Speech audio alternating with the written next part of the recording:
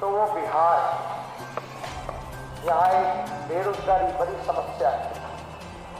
उच्च शिक्षा को लेकर के यहाँ अच्छे कॉलेजेस, यूनिवर्सिटीज नहीं है, लोगों को पलायन करना पड़ता है। डिग्री है लेकिन नौकरी नहीं, अच्छे अस्पताल नहीं है भी तो डॉक्टरों की कमी है, नर्सेस की कमी है, कंपाउंडर्स की कमी है, लैब टेक्नीशियंस की कमी है, सपोर्टिंग स्टाफ्स की कमी है। 60% जूनियर इंजीनियर का पद जो है वो रिक्त। शिक्षा में जो व्यवस्था है, शिक्षकों की कमी है, शिक्षकों को समय से सैलरी नहीं मिल पाता, जो क्वालिटी ऑफ एजुकेशन जो मिलना चाहिए था, शिक्षा में जो गुणवत्ता होनी चाहिए थी, वो बिहार के लोगों को नहीं मिल पा रहा। लगभग हमने कई एक मंच से, हमने प्लेटफॉर्म से ये कहा कि 4.5 लाख नौकरियां जो है उसका बैकलॉग बिहार सरकार चल रहा है, यानी रिक्त पड़ी हुई है। शिक्षा डिपार्टमेंट में, स्वास्थ्य डिपार्टमेंट में, जूनियर इंजीनियर्स का मैंने बताया 60% कमी है। पुलिस महकमे में हम अगर उदाहरण दें तो मणिपुर जैसा छोटा राज्य जो है, लगभग 1 लाख की आबादी पर वहाँ 1000 पुलिसकर्मी हैं, जहाँ बिहार में अगर देखा जाए तो 1 लाख की आबादी पर केवल 77 पुलिसकर्मी हैं। तो ये पदें खाली, लोगों पर काफी बोझ है, जो शिक्षक हैं, इंजीनियर हैं या जो सरकारी कर्मचारी हैं। और जब तक हम इन पदों को भरे ही नहीं, तब तक हम शिक्षा व्यवस्था को सुधार नहीं सकते। यूनिवर्सिटीज में प्रोफेसर्स की कमी है, समय पे एग्जामिनेशन नहीं हो पाता। बीए की अगर पढ़ाई कंप्लीट करनी हो, ग्रेजुएशन करना हो, तो 3 साल से भी ज़्यादा का समय लग जाता है। 5 साल, 6 साल, 7 साल लग जाता है। तो हमें शिक्षा को अगर सुधारना है तो खाली पदों को भरना पड़ेगा। अगर लॉ एंड ऑर्डर की बात करें, अगर लॉ एंड ऑर्डर को सुधारना है तो खाली पड़े रिक्त पदे, सिपाही की बहाली हो, दरोगा की बहाली हो, इन सब चीज़ों को भरना पड़ेगा। वैसे तकरीबन 4.5 लाख नौकरियां रिक्त, और जो 5.5 लाख नौकरी हम बात कर रहे हैं, नीति आयोग में बिहार सबसे फिसड्डी राज्य, ये आप लोगों को हम बताना चाहेंगे। और नीति आयोग में फिसड्डी होने के कारण चाहे शिक्षा हो, चिकित्सा हो, हर डिपार्टमेंट, हर एक मोर्चे पर विफल बिहार रहा है। तो हम लोगों को नेशनल एवरेज जो है, राष्ट्रीय औसत के मुकाबले अगर आना है तो सारे मानकों को मिलाते हुए 4.5 लाख बैकलॉग को भरना है और अतिरिक्त 5.5 लाख सरकारी नौकरी हम लोगों को देना पड़ेगा अगर चीज़ों को सुधारना है। हमने ये भी पहले भी कहा कि 10 लाख रोजगार जो है एक समय सीमा के अंतर्गत हम लोगों ने बताया कि भाई अगर मेरा कलम चलेगा, मुख्यमंत्री रहते, जो पहला मंत्रिमंडल की बैठक होगी, कैबिनेट की बैठक होगी, उसमें देश के इतिहास में पहली बार एक साथ 10 लाख नौजवानों को सरकारी नौकरी दिया जाएगा। हम बिहार के लोगों से बस इतना ही कहना चाहते हैं कि एक क्लीन स्लेट होता है, जो लिखिएगा वही पढ़ा जाता है। वैसे ही हम एक क्लीन स्लेट जैसा है, आप जो लिखेंगे वही आप जो है पढ़ेंगे।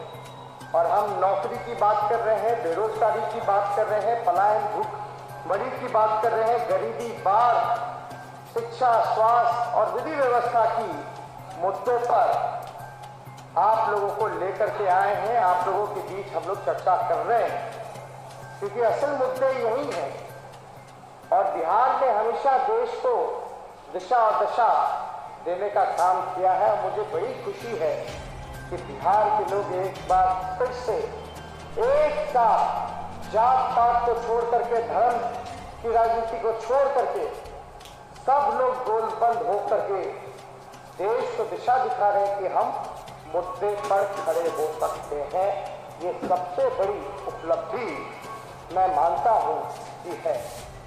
बहुत तरह की साजिशें चली, षड्यंत्र रचा गया कि भाई मुद्दे से भटकाया जाए।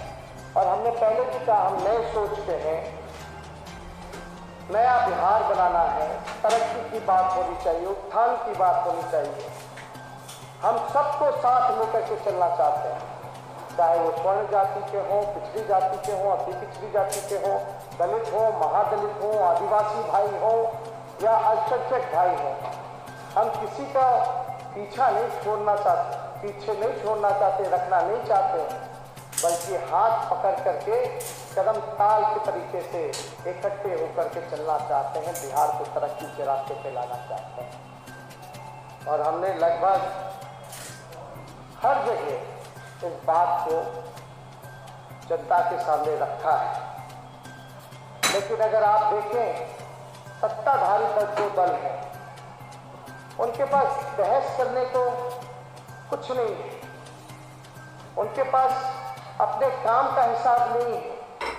15 साल तक एनडीए की सरकार रही, 15 साल से बिहार के केवल मुख्यमंत्री नीतीश कुमार जी रहे, लेकिन उनको हिसाब देने के लिए, अपने काम को गिनवाने के लिए कोई चीज बचा नहीं। आजकल हम देखते रहे हैं उनको कि शारीरिक रूप से और मानसिक रूप से थक चुके हैं। ये साबित होता है कि बिहार उनसे संभल नहीं रहा। उनकी जो भी बयानबाजी आ रही है, हम तो बड़ों की इज्जत करना जानते हैं, सम्मान करते हैं। हमने कभी भी निजी हमला उन पर नहीं बोला है और ना बोलेंगे। लेकिन हाँ, एक नेता विरोधी दल के होने के नाते जो जनता ने हमें जिम्मेदारी दी, नीतीश कुमार जी की जो जिम्मेदारी है मुख्यमंत्री रहते हुए, मेरा फर्ज बनता है कि उन सारे जनता के सवालों को हम बिहार के मुख्यमंत्री से पूछें और हिसाब लें। और मुख्यमंत्री का फर्ज बनता है हिसाब देना। लेकिन आजकल देखते हैं तरह तरह की बातें, जो भाषा, मर्यादा, एक जो राजनीतिक स्तर होना चाहिए, मुख्यमंत्री जी का लगातार उसमें गिरावट आ रही है। फिर भी वो कितना भी गाली हम लोगों को दे दे, सरकार रही, 15 साल से बिहार के केवल मुख्यमंत्री नीतीश कुमार जी रहे, लेकिन उनको हिसाब देने के लिए, अपने काम को गिनवाने के लिए कोई चीज बचावा नहीं। आजकल हम देखते रहे हैं उनको कि शारीरिक रूप से और मानसिक रूप से थक चुके हैं। ये साबित होता है कि बिहार उनसे संभल नहीं रहा। उनकी जो भी बयानबाजी आ रही है, हम तो बड़ों की इज्जत करना जानते हैं, सम्मान करते हैं। हमने कभी भी निजी हमला उन पर नहीं बोला है और ना बोलेंगे। लेकिन हाँ, एक नेता विरोधी दल के होने के नाते जो जनता ने हमें जिम्मेदारी दी, नीतीश कुमार जी की जो जिम्मेदारी है मुख्यमंत्री रहते हुए, मेरा फर्ज बनता है कि उन सारे जनता के सवालों को हम बिहार के मुख्यमंत्री से पूछें और हिसाब लें। और मुख्यमंत्री का फर्ज बनता है हिसाब देना। लेकिन आजकल देखते हैं तरह तरह की बातें, जो भाषा, मर्यादा, एक जो राजनीतिक स्तर होना चाहिए, मुख्यमंत्री जी का लगातार उसमें गिरावट आ रही है। फिर भी वो कितना भी गाली हम लोगों को दे दे, कुछ भी कह ले, वो हमारे बुजुर्ग हैं, अभिभावक हैं। उनका हर एक वचन, हर एक बार मेरे लिए आशीर्वाद के रूप में रहेगा। उनको हम ये संदेश देना चाहेंगे। साथ ही साथ आप देखिएगा, हमें वर्तमान और भविष्य की चिंता है, लेकिन कुछ लोगों को इतिहास के, जिन्होंने कुछ नहीं किया 15 साल हिसाब देने को कुछ नहीं बचा, उनको इतिहास के बाकी पन्ने में ही रहना है। हमें वर्तमान और भविष्य की चिंता है, इसलिए हम लोग लगातार बेरोजगारी के सवाल पर हमने पूछा, शुगर मिल हो, जूट मिल हो, पेपर मिल हो, क्यों बंद हो गए नीतीश जी के राज में? क्यों नहीं रोजगार मिला? डबल इंजन की सरकार में बिहार को विशेष राज्य का दर्जा क्यों नहीं मिला? विशेष पैकेज क्यों नहीं मिला? पटना यूनिवर्सिटी को भी केंद्र का दर्जा यूनिवर्सिटी का नहीं मिला है। बाढ़ हो, कोरोना हो, कहाँ थे लोग? आज भी कोरोना है, आज भी लोगों की परेशानी है, लेकिन आज सब संसाधन है लोगों के पास। लोग जा रहे हैं, वोट की चिंता कर रहे हैं। जो साफ जाहिर होता है कि कुछ लोगों का सेवा में मन नहीं लग रहा है, उनका आखिरी और पहला जो प्यार है वो कुर्सी है, वो कुर्सी के लिए कुछ भी कर सकते हैं।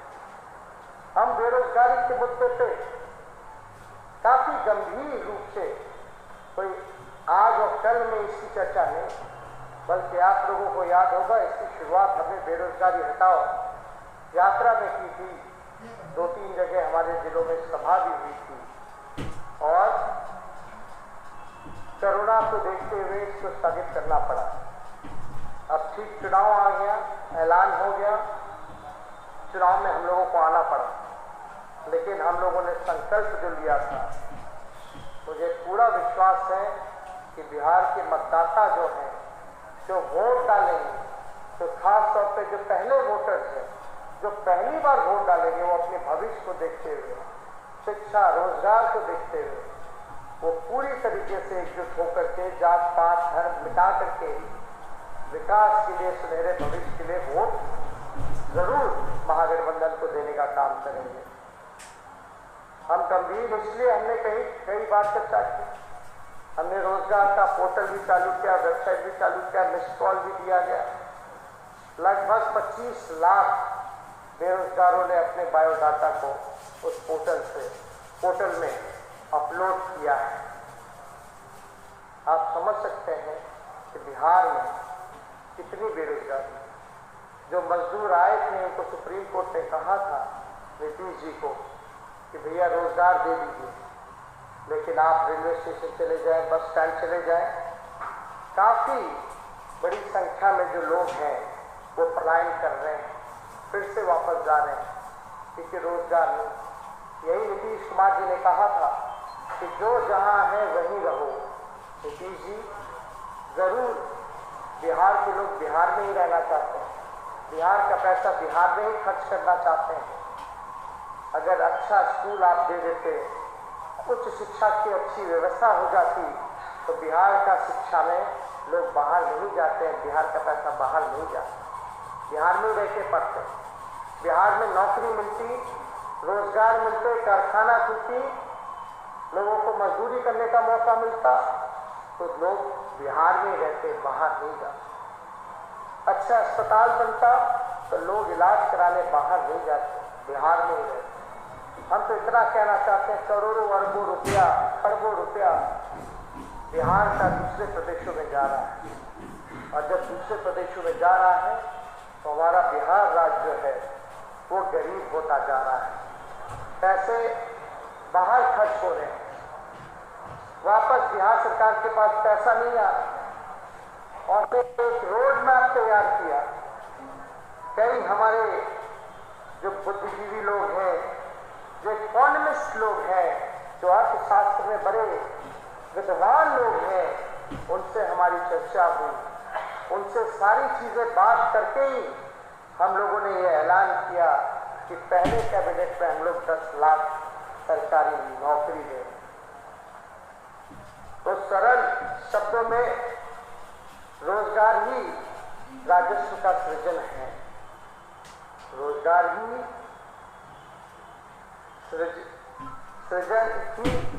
रोजगार सृजन ही राजस्व का सृजन है।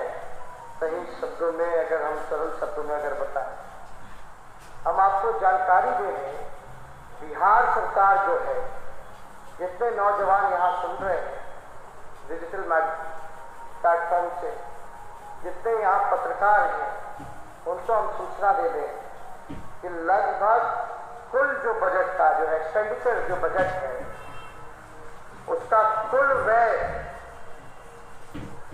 12.7 की सैलरी देने में जाता है। 12.7 की सैलरी में खर्च किया जाता है। तो ये सारी चीजें पे हमारी चर्चा चलती है और नीतीश जी कहते हैं कि पैसे कहाँ से लाएंगे, तो मैं उनको बताना चाहूंगा कि बजट मैनेजमेंट का स्वर्णिम अध्याय होगा हमारा शासनकाल। मैं बता दूं, नीतीश जी कहते हैं कि पैसा कहाँ से आएगा, तो मैं उनको कहना चाहूंगा कि हमारा जो शासनकाल होगा वो बजट मैनेजमेंट का स्वर्णिम अध्याय होगा। स्वर्णिम अध्याय में लिखा जाए। लोग कहते हैं पैसा का, बिहार सरकार का कुल बजट 2,11,13,000 करोड़ रुपए है। जो कुल बजट का खर्चा केवल 60% करती है, 40% नीतीश कुमार जी नहीं करते। अगर 2,11,013 करोड़ का अगर 40% हटा दे तो लगभग 80,000 करोड़ रुपए बिहार सरकार का खर्च नहीं हो पाता। सेंट्रल से जो फंड मिलता है राइट फॉर एजुकेशन का, लगभग 24 से 25,000 करोड़ रुपए नीतीश जी ने लौटा दिया। खर्च नहीं कर पाते। जो लोग हवाला दे रहे हैं कि बिहार में रोजगार नहीं दिया जा सकता, यानी स्पष्ट है कि बिहार में ये जितने डिपार्टमेंट है, शिक्षा विभाग, health department, police department, law and order, प्रशासन, इसमें भी फेरबदल होगा बहुत तरीके से, क्योंकि भर्तियां होंगी तो आप लोगों के ही काम में लगेंगे। लॉ एंड ऑर्डर सुधरेगा, पुलिसकर्मी अगर ज्यादा होंगे, अस्पताल में डॉक्टर होंगे तो अच्छे से इलाज हो पाएगा, नर्सेज होंगे तो देखभाल हो पाएगा, प्रोफेसर और टीचर होंगे तो अच्छे से पढ़ाई और शिक्षा व्यवस्था सुधरेगी। लेकिन नीतीश जी कहते हो ही नहीं सकता। यानी साफ तौर पर उन्होंने हाथ खड़े कर दिए हैं कि हम कोई रोजगार का सृजन नहीं करेंगे, बैकलॉग को नहीं भरेंगे। पैसा होते हुए भी उन्होंने खर्च नहीं किया। जोड़ तोड़ की राजनीति उन्होंने हमेशा से करने का काम किया। लेकिन आप बताइए, कितना पैसा होते हुए भी सही से बजट का जो मैनेजमेंट जो होना चाहिए नीतीश जी ने वो एकदम नहीं किया। और ये एक बात और बताना चाहिए नीतीश कुमार जी ने